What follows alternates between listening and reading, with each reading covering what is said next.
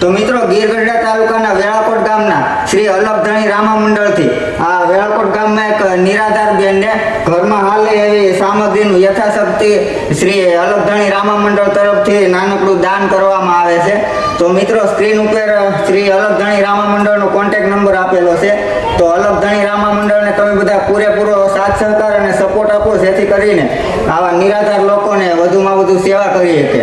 તો મિત્રો એક નિરાધાર બેન છે, એને છે ને અલગધણી રામા મંડળ તરફથી આ નાનકડું યથાશક્તિ દાન આપવામાં આવેલું છે।